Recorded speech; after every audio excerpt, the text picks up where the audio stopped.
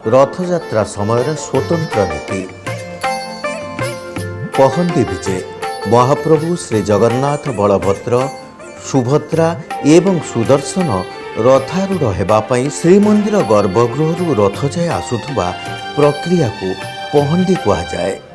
ଛେରା ପହଁରା ଗଜପତି ମହାରାଜ ସୁନା ଖଡ଼ିକା ଝାଡ଼ୁରେ ତିନି ରଥ ଚାରିପଟ ଓଳାଇ ସୁବାସିତ ଚନ୍ଦନ ଓ ଜଳ ସିଞ୍ଚନକୁ ଛେରା ପହଁରା କୁହାଯାଏ।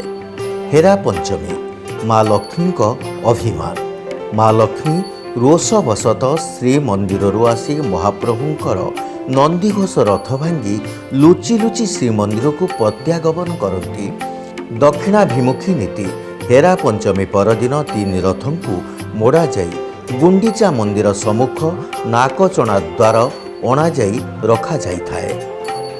ସୁନାବେଶ ବାହୁଡ଼ା ଯାତ୍ରା ପରେ ଆଷାଢ଼ ଶୁକ୍ଳ ଏକାଦଶୀ ଦିନ ରଥ ଉପରେ ହେଉଥିବା ସ୍ୱର୍ଣ୍ଣ ଅଳଙ୍କାରରେ ଆଭୂଷଣ ବେଶକୁ ସୁନାବେଶ କୁହାଯାଏ। ଅଧରପଣା ରଥରେ ଥିବା ପାର୍ଶ୍ୱ ଦେବଦେବୀ ଏବଂ ଚଣ୍ଡୀ ଚାମୁଣ୍ଡା ଅଶରୀରୀମାନଙ୍କର ମୁକ୍ତି ପାଇଁ ରଥ ଉପରେ ଏହି ନୀତି ଅନୁଷ୍ଠିତ ହୁଏ। ନୀଳାଦ୍ରି ବିଜେ ରଥଯାତ୍ରାର ଅନ୍ତିମ ନୀତି।